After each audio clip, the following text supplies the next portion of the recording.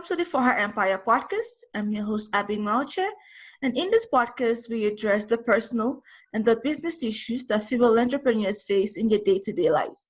So my guest today is Alessandra Pollina. Hi, Alessandra. Hi. Hi. So Alessandra is the founder of a PR agency, and today's podcast topic is how to use PR to grow your business. But first, let's learn a bit more about you. Hi. Hi. Sure. Yeah. What do you want to know? How I kind of like my background in Yeah, I guess just like introduce yourself as you want.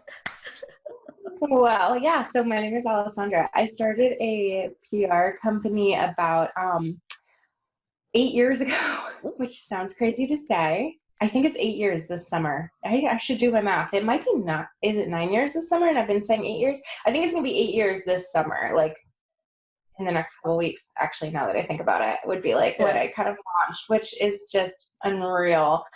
But yeah, so I've been doing PR for a long time, since before that even. And I've worked with all different types of businesses, different types of brands, female entrepreneurs specifically kind of have my heart. And yeah, I love to just help grow and build their businesses through PR, through helping get it in front of the people who need it. Basically, I think that's one of the really big struggles that people have with business, right? Is how do I let people know I'm here? How do I get in front of the right audiences? That's like one of the main things people struggle with. And a lot of times people don't realize how much PR can help with that. So that is where I come in. That is what I love to do. Just like help get you in front of way more people so that people will know you exist and that they can use you, that they need your product or your service. So that's what I find fun and also very useful for businesses. Oh. Okay. A silly question coming up. So what's the difference between advertising, marketing, and PR? That's not a silly question at all. People always ask that. A lot of people don't understand the difference. So basically, okay, so the easiest one to kind of differentiate is advertising. Advertising is when you pay for an ad, basically. So that's kind of very different. Like you have an ad budget, you actually pay to get your advertisement put somewhere, whether it's on a TV ad or a magazine ad or newspaper ad. You've paid to create some kind of creative, whatever it looks like or sounds like, however you want it, and you pay to have it put somewhere. That's kind of a little more different from all the other like marketing and PR side of things. Then so PR, I like to say PR is a part of your marketing strategy. So PR kind of falls under marketing, I think. Sometimes people will tell you they're two separate things, but especially in this day and age with just the different ways that things are changing, there's a lot of ways to kind of create your own content, create your own marketing content, pay for sponsored posts, influencer collaborations, like all of these things that made things feel a little bit more separate before now make things feel a lot more similar. The main difference between marketing and PR is marketing is, direct marketing. It's your email list, your social media, your, anything that you're putting out there with your own marketing is, maybe on your website, wherever you're putting something out, it's things that you're putting out basically to your own lists, right? It's to people who are already know who you are, or for some reason following you or seeing you somewhere. Whereas PR is more about getting you in front of people who don't already know you. They're not already on your, aware of you or part of your audience. PR, I usually say is, when I talk about PR and what I do, it's mainly specializing in the media relations side of things. So usually when people, like as a company, if you say like you're going to hire a PR agency, it's to get yourself in the news in some way, like be featured in publications. Okay. So it's more about that relationship with the media to actually basically be pitching the media stories about your business. So telling them what you're doing, whether you have a product or a service, whatever you are offering to people, and why there's like a story around that should be told in, on their platform, whether it's a website, a blog, a magazine, TV. And you kind of go through a gatekeeper. So you're pitching someone, you're pitching the reporter, the writer, the producer, to get them to want to do a story. And then, as a PR person, I'll help them create the story, help them get everything they need in order to make that story. But I'm not writing that story myself.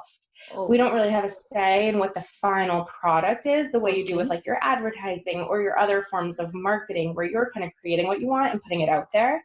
This is more working with a third party, a gatekeeper, as they say, who is going to put something together, and it's considered earned media. And the reason it's really valuable is because it's coming from someone else. So, the people who are going to read that magazine or that website, they read that because they trust that magazine or that website. They like to get content from that publication, and they're going to, they kind of have, so, the know, like, and trust factor that we talk about a lot in marketing. They already have that with that publication. So they've maybe never heard of you before. They have no idea who you are, what your business is, and they wouldn't necessarily know, like, or trust you, but they already know, like, and trust that publication. So they're going to kind of, take something that they see there or hear there a little bit more seriously. It's almost like hearing about it from a friend. I say it's kind of like word of mouth, but like on steroids, because they really trust that publication. If they see a writer that, someone, if you have a beauty product and, you talk to a friend about a beauty product you love, they're gonna be like, oh yeah, let me go try that, right? And then they're gonna buy it. That's like ultimately what you want. But then the other thing you can have is if they read it in a magazine and there's this, they follow this beauty magazine or website, again, like it doesn't always have to be like a print publication, but they, they look somewhere for their recommendations, their, news of what's new and what's coming out, and they see something and it's your beauty product in there. They're gonna be like, oh, I always love everything this writer, everything this publication recommends. Like, I'm going to try that. It's the same. It's very similar to hearing it from a friend, but sometimes even stronger, because like everyone knows that the publication probably hears about and tests and tries like tons of things, more than your friend did.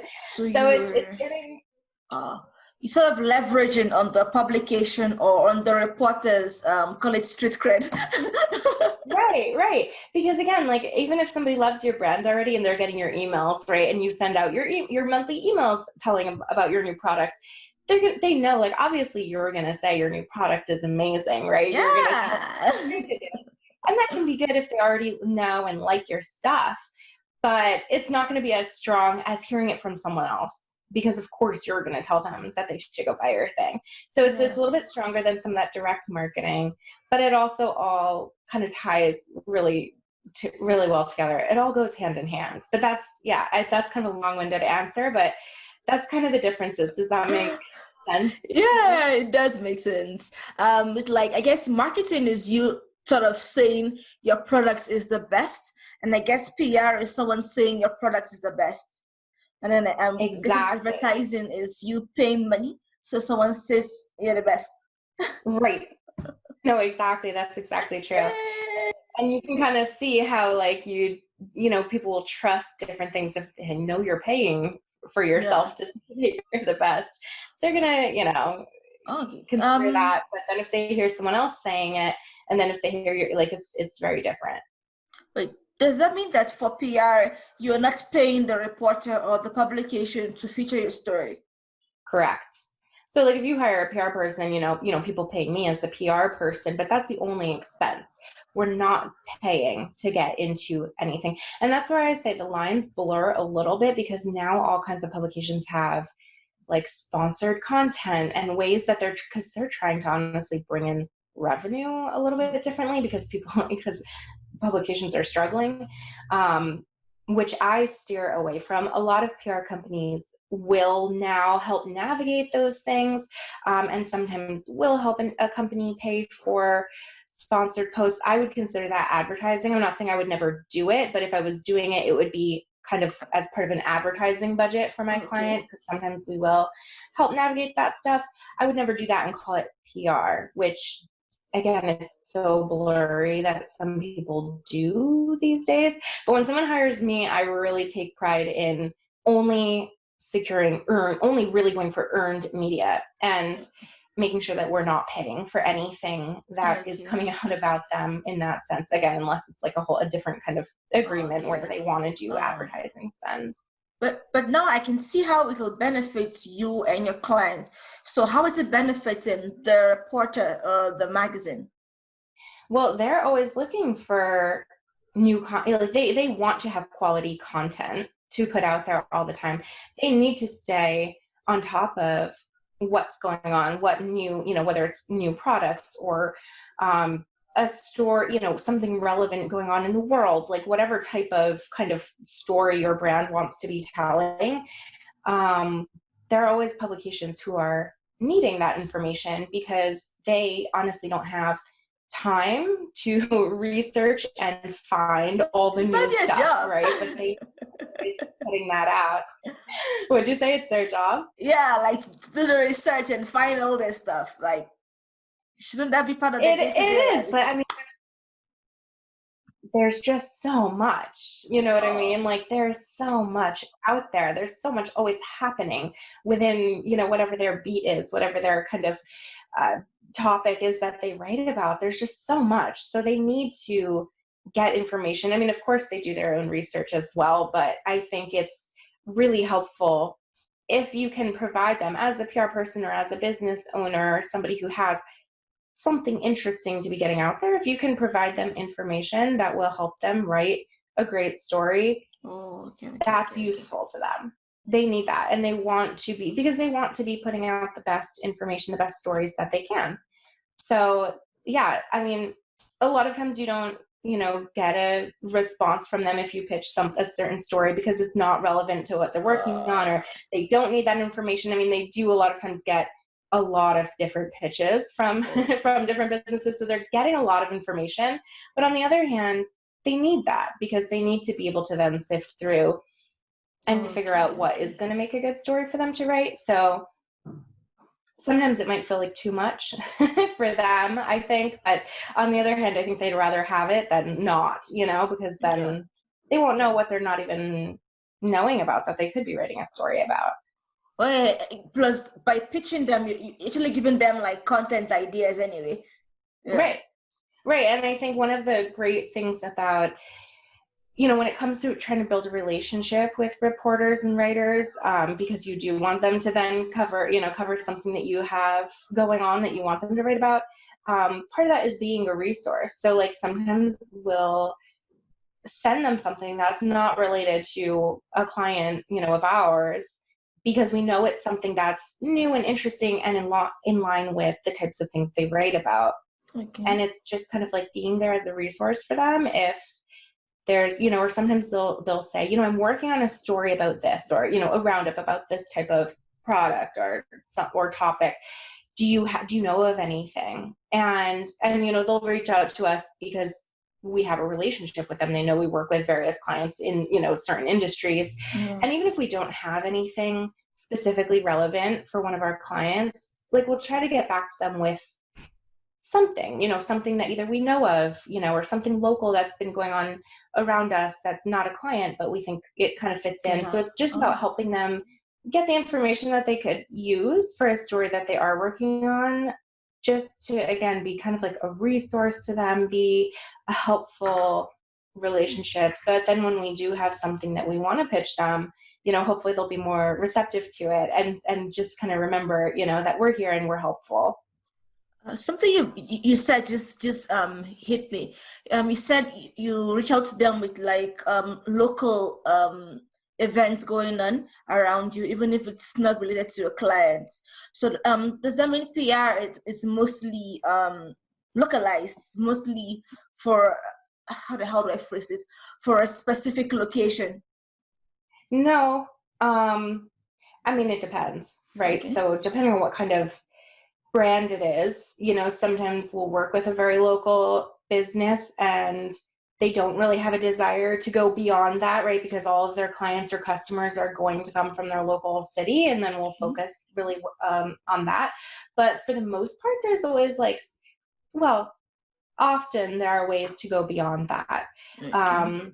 Even if it's a local business, there are usually kind of at least like national opportunities that could make sense for them. So maybe it's a brick and mortar, like local business, and they're not going to get customers walking in from, you know, somewhere across the country, but they could get known for the ways that they run their business. They could get known for different things, maybe be quoted as an expert in a certain field, in a kind of a more national piece, which again, it's not necessarily going to get clients to come from across the country, but it just helps elevate their status. It helps have them be known as an expert, so that then when local people are doing research into, you know, should they go here or there, and they see something come up on Google maybe about, you know, the person who owns this place being featured in media that's, you know, a national well-known publication, I'm like, wow, that's cool. Like, they definitely know what they're talking about. They're an expert. They,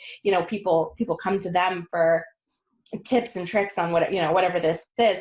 Then, you know, that really helps kind of, it's that expert status, that, which is really one of those things we usually want to help elevate, because it just helps with all the brand building, anything that goes into that. Okay. So like, now you're the PR expert. I am not. Most people listening to this probably not. So like, I guess PR 101, how exactly would like a complete like newbie in PR create a PR strategy? Well, it depends what you want to do. Okay. So a lot of times when people are brand new and just getting started, it kind of can be kind of just that expert like, as I said, like, you just kind of want to get yourself out there, get your name well known, and it can be a little bit more of that than like any other larger kind of strategy. So, which is, I think, perfectly fine and a good thing. So if you want to get well known, you have to have a couple of main things that you want to be known for. And those are things you have to kind of figure out yourself. Like, what are you trying to do? I was hoping you would throw some ideas. Well, it depends what your business is and what you're looking for, right? So I think a good place to start, what I would say, is start with what your other marketing plans are for the year or for the quarter or for the month. Like, what are you trying to get out there to the people that you're already marketing to? And then use that to try to expand upon that for your media. So are you, you know, think about the topics that you would be putting out there on your email, to your email list, or to on your social media. What do you want to be known for? What are you offering people? And pick like one of those things and start pitching that. So think about what publications would make sense, and what writers would make sense. And you can kind of look at it from both sides. So if you have publications that you already know that your audience reads or looks to or trusts, then start there, you know, and look for people who are writing about things that are kind of relevant to your main topic. So do you want to give me an example? Like, what? Yeah, okay, let's do an example right now. So let's say Maria has a bakery.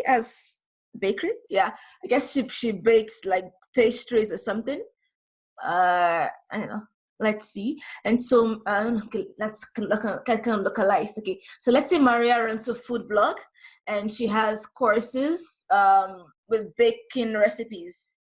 Okay, and she wants to get the word out on her, I don't know, let's see, what's so hip right now? On how her pastries can help someone lose weight, I guess. That's it. So that would be a very unique topic. That you'd have something you could work with, because people would be interested in pastries that can help you lose weight. So I would say, so yeah, hone in on that kind of main topic. Again, it's not that you can't promote multiple things throughout the year or, different types of publications. You absolutely can. But I think for people who are just getting started, focusing in on kind of like one or two main topics is really good, because you want somebody to get to know you. You want people to get to know you for one thing. Just because if you are putting out there 4 or 5 things, people don't really know what to kind of focus in on and what to think of you as. Like if you think of any of the main like big brands that you follow and think are cool, like there's kind of like one thing you really know them for, one or two things. It's like, oh yeah, that's the store for this, right? Or that's, they do this really well. And so you kind of want that. You don't want to, and that's one thing I run into people a lot. They'll be like, oh, I have a food blog and I make pastries and I also, do this and this and this. And I also want to teach people how to start a food blog. And I also want to teach people, how to make pastries. And I also want to sell the pastries out of my house. Yeah. Okay, I guess that gets too so much. many things that then, even if you get an article, even if you get featured in some kind of media for each of those things. I mean, that's kind of a poor example because that's really all focused on baking. And like that is, that you yeah. But I think you see what I mean. Like if you get like one thing featured on each of these, 5 different things that you love and do, it's confusing for people because they're like, wait, is she the person I go to for food? Like I thought I was looking her up because I saw her in an article about how to start a food blog, but really I'm only finding information on like where to buy her cakes. Yeah. And like that just is a little confusing for people because you have to keep in mind that people are going to see maybe one thing about you and then they're going to look to your other channels to find out more information. And if it doesn't all kind of make sense to them at first glance, most of the time they're really like you're like a jack of all trades, but you're not quite good at anything.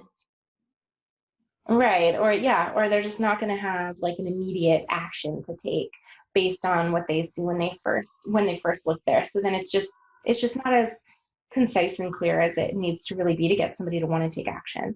So I would say she should focus on, one of those things, like how pastries can make you lose weight, and publications that talk about, honestly, there's a lot of options there. There's the obvious ones, right? Like food related things, weight related, fitness, health kind of websites. Ooh, there's a lot of options. Yeah. But then you can also go like the female entrepreneur option. Like there are things about that. Maybe something is local to her city or region on like business people in that area. So there's a lot of different like angles that you can kind of go with it, with still keeping on kind of that main topic. And then she needs to kind of pitch that story. So here are, maybe break it down to be kind of somewhat simple, as simple as possible. Okay. Here are the 3 ways that this helps you lose weight, or whatever, whatever that would make sense to that story. So she's not selling her business. She's selling like the solution or the story, which is the weight loss. Yeah, she should really focus on one story that comes from that. I think. I mean, there are certain situations where kind of pitching her business as a story could work, but that, in a business focused publication or some kind of publication that has like a spotlight on, or a career profile or something on a business owner. I get it. But even still, you want to have kind of like that hook. She needs to have like that angle of why are they going to want to do a story on her? Because there are a lot of people who have a bakery. There are a lot of bakeries. There are a lot of people who bake. There are a lot of people who do healthy baking. You want to stand out. That angle of here's what she does that's really different. Yeah. And pitch that as the main hook for the story. And then, they might even want to do just a career profile on her business, or on herself as a business owner, or a business, spotlight on if she's just launching this business. But honestly, most publications, and again, I'm hesitant to even use the word most because of course there are instances, but most publications, and this is something though that I see people run into a lot, they're not just going to write about your business just to write about your business. There has to be a story there, unless it's the launch of a business and it's the type of publication that, which again, that would be local or very industry specific, that would write about the launch of a business. So she's just launching this bakery. then maybe they would do something on like, here's this bakery. Okay. Otherwise, they really need a story that's going to be interesting to people. Oh, and yeah, not just yeah. Oh, I'm getting it now. Plus, even for the readers, just reading about your business might not be the most fascinating thing anyway. Yeah. Right, because a lot of businesses are similar. Like most people don't have an extremely unique business. And again, I hesitate to say that because I always tell people there's almost always a way you can use PR in your business. Your business is different than every other business because you are different than every other person. So anything you're offering is different than the way anybody else would be offering it. So you always have that unique kind of selling point. But when it comes to the person that you're pitching for this article, they're not necessarily going to see all of that in the pitch. I know of 20 bakeries down the block from me. Like, why would I write about this bake? Yes. That's what you always need to be thinking about. Okay. So, how exactly does one write a pitch to a journalist? Okay, first question: where would you actually find these journalists in the first place? Google? So if you have publications that you know that your audience look to and read, and it might be things that you look to and read, or that you've done some kind of like market research into who your audience is and what they like, then honestly just look at those, just read them more, see who's reading the pieces that make the most sense for you and your business. So print magazines, they'll list the writers. Most publications, like including websites, will have a page with like all the masthead, they call it, all the people who write for the publication, and often contact information is on there too. A lot of publications use a lot of freelance writers though, and they might not be listed, but again, they'll always be listed on the actual article. So you can see who that is. Sometimes it's a clickable link to, a little profile on them or more information. And if it's not, copy and paste it into Google and see who it is, because that person, go stalking. If they're a freelance, you got to just kind of stalk people as much as you can to find their information. They usually have their own website or have information on their social media pages, things like that. So yeah, do that research. I actually have a document on my website that's like a free download of like how to find it. Tricks on how to do the right stalking to find the information you need, because that is something that can be a little bit tricky sometimes. I mean, there are databases that like you can, but they're expensive. Like PR agencies usually have these databases where you can look up a publication and it shoots out an email address. But for the general entrepreneur or small business owner, you don't necessarily have access to that. It's a lot of kind of like sleuthing around to see where you can find that information. But yeah, it's just Googling around. Go to a bookstore and look through the magazines if you want to do print publications, or just Google. Also, you can often see like where, if you do have similar businesses to yours, either competitors or people that you consider peers, look up where they've been featured. A lot of times people will put it on their website or at least share it on social media as it comes out, and you can see what kind of publications have featured them. And sometimes there will be either the same publication you think might also work for you, or it might, get ideas going on similar types of things. And those can be good places to look. Okay, so now that we sort of have a good idea of where to find these publications and the reporters, I'm going to assume that like just send an email that says, "Hi, my name is blah blah blah blah blah." And let's use Maria as an example. "Hi, my name is Maria. What does Maria do? I'm a baker, and I run a food blog. I teach people how to bake. Would you like to cover a story on how my pastries can help you lose weight?" That's the email.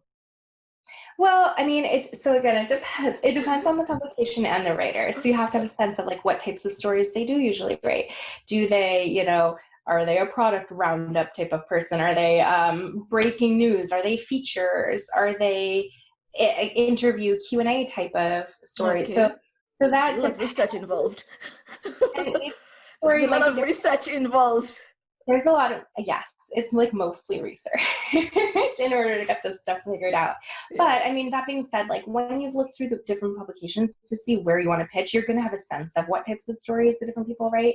So you'll have a pretty good idea going into it, like what type of story you want to pitch to each person.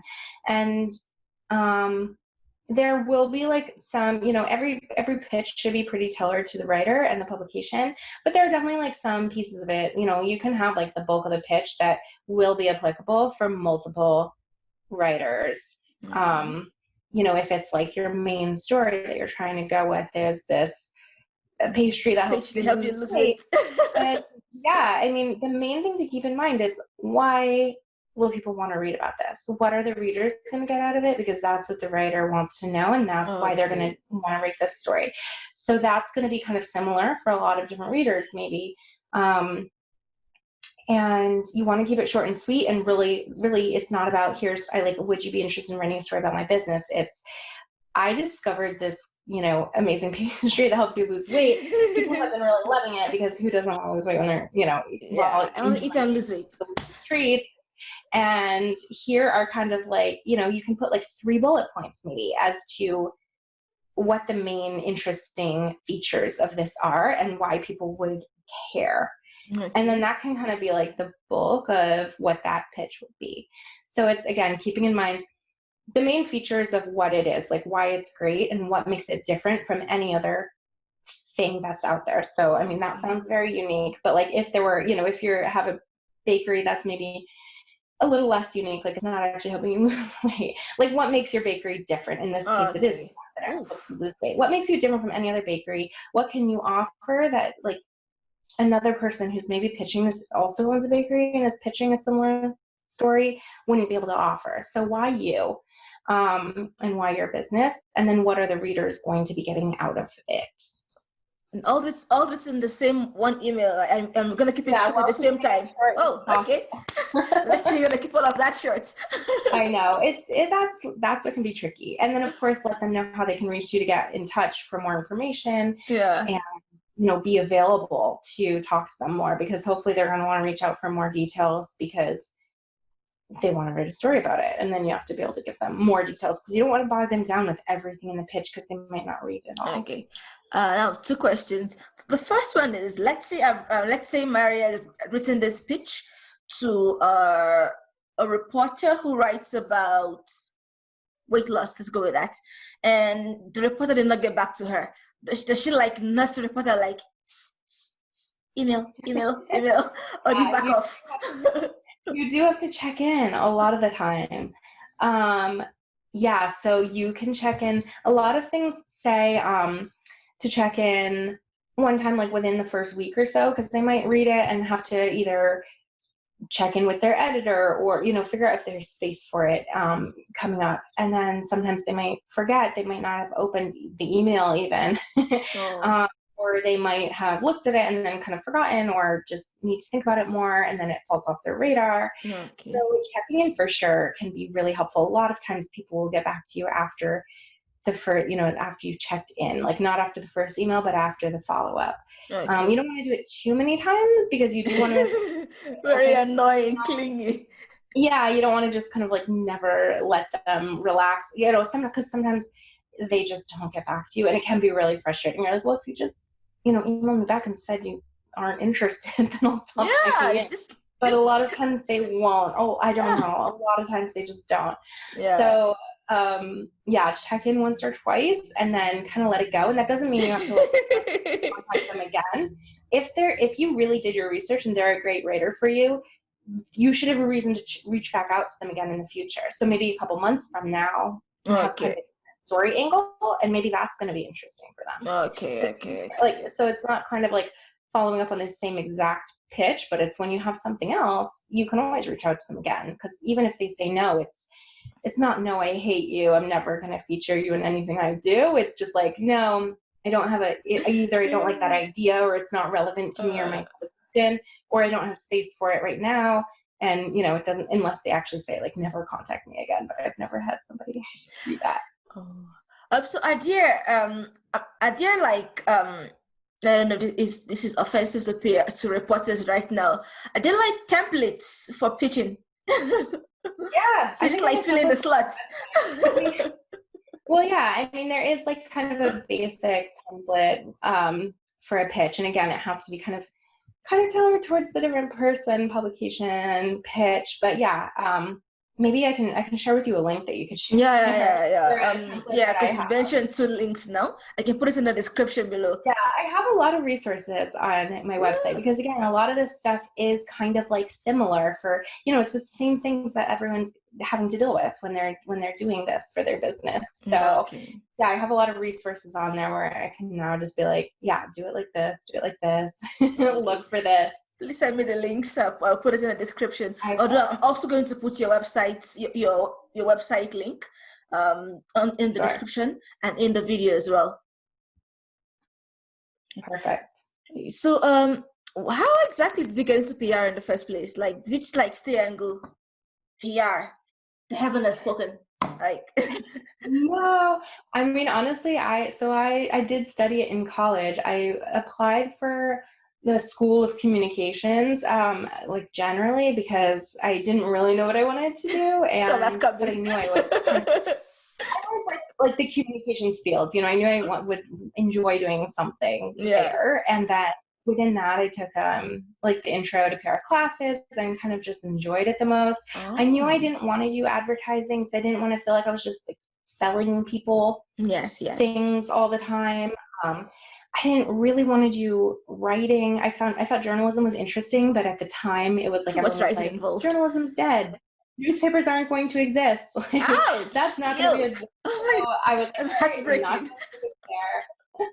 I know. Well, luckily I mean, it's not true. It hasn't really happened that way. But when I was It in is college, that was slowly. like the thing that everyone was saying. Oh. So I started getting into like all the PR classes. And after my first year, I started doing internships at some local agencies and just started gaining experience that way. And I did really like it. I liked that, you're not really selling something in the same way. You're connecting people with information that they want. You're helping get information out about businesses and organizations and brands in a way that's helping to share that information so that the right people can learn about it. And if they, they can get to know that brand.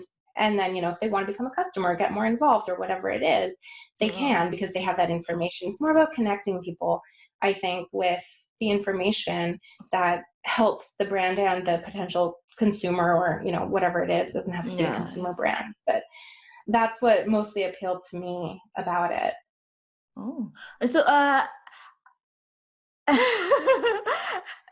have you had any like negative stories, any negative experience with PR, maybe with a client or with a journalist or reporter? Like, tell us the juicy stories. Oh, I mean, not really. I think I don't have anything like juicy like that. The most negative thing is that people like just won't get back to you, or they'll be like, sometimes if you haven't done your research, great. And this has happened to me. Because it's impossible to know everything that somebody's written, So there have been times where somebody can be kind of rude about like, well, I just covered a similar story. And you're like, oh gosh, it's like somehow the one thing you didn't click on, when you're researching that writer. And I've had them be a little bit rude about that. But I can only think of like one time that happened. And like, if that's life, that's what it is. It's like, you can do all the research in the world and that's still going to happen sometimes that you maybe missed the fact that they did a really similar story. And honestly, I think that means you did pretty good research because you know that it's something that they're interested in. Right? It was right up their alley. But no, I haven't had anything like that juicy For some stories. or with a pitch. Yeah. So because you said you've been doing you've had agency for say eight years.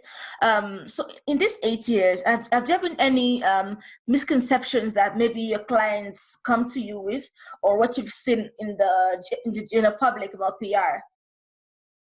Well, as I said, a lot of people do kind of reach out thinking it means that we're going to like pay for articles or write articles. And that's just not the case. And I try to be really clear with people before that and make sure they like get what PR is and are educated in it beforehand so that it doesn't become an issue.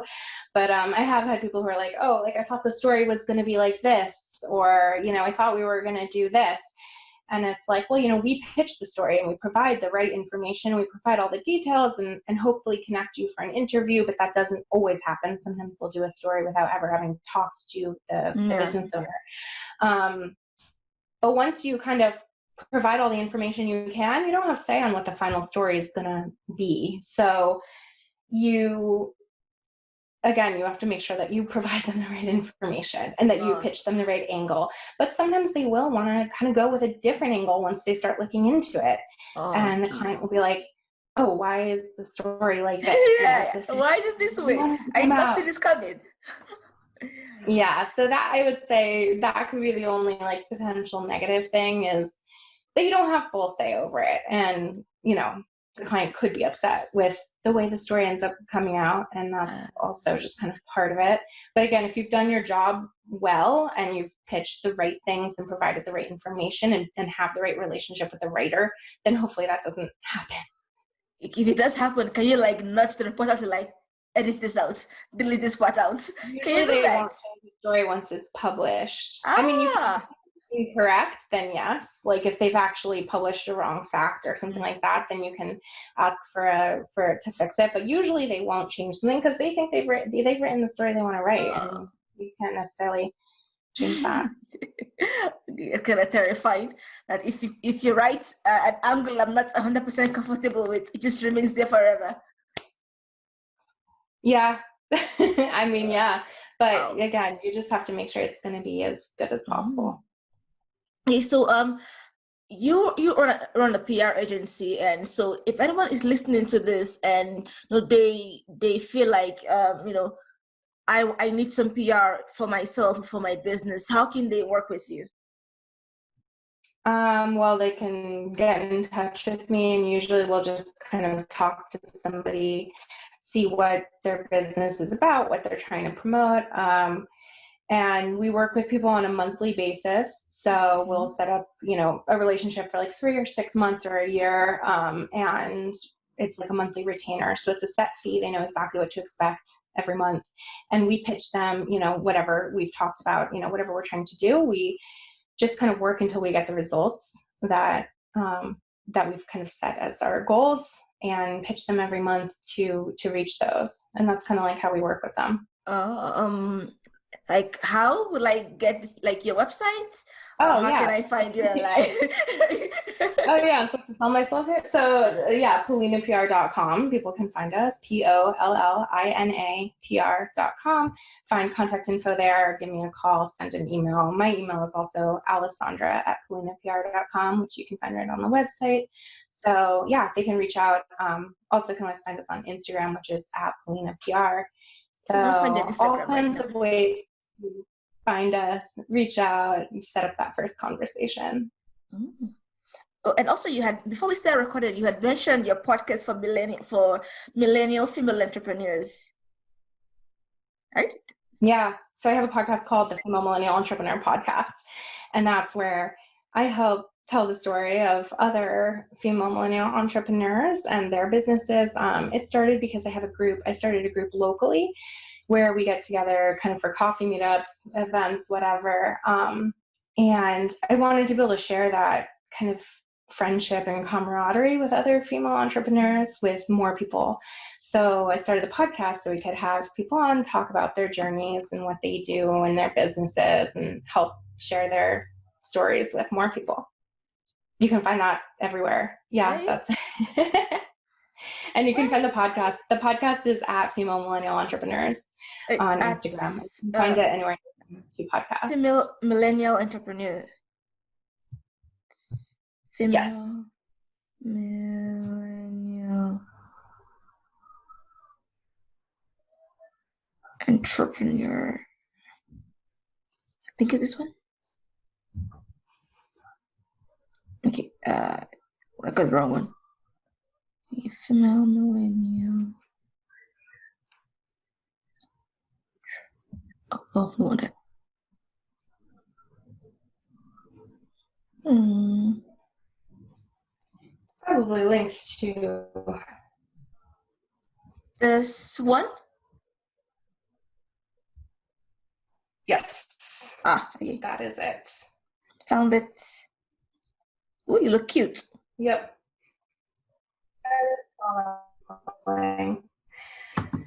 So yeah, that's people can also find that. Right now there's a link on my website also for the podcast, so people can either type in comments or things they want to talk about. Just wait. I'm not hearing you clearly. Sorry. Suggest a guest. Oh, sorry, can you say that again? My internet just got a bit shaky. Can you repeat that again? Oh, do you hear me now? Yeah, I can hear. Yeah. So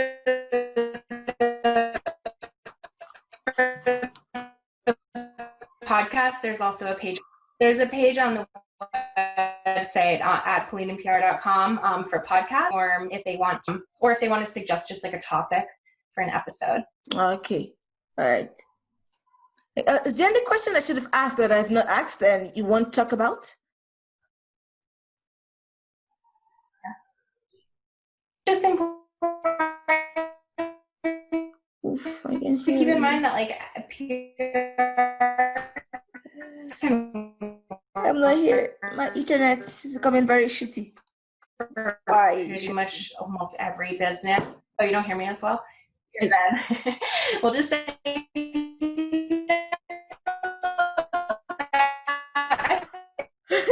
pretty much it. If anyone has questions, they can get in touch with me. Okay. I'm always happy to talk to people. Okay. Thanks so much for coming. Wow, can you hear me? Thank you for having me on. This was fun. Thank you. Yeah, I hear you. Thank you. Bye. Bye.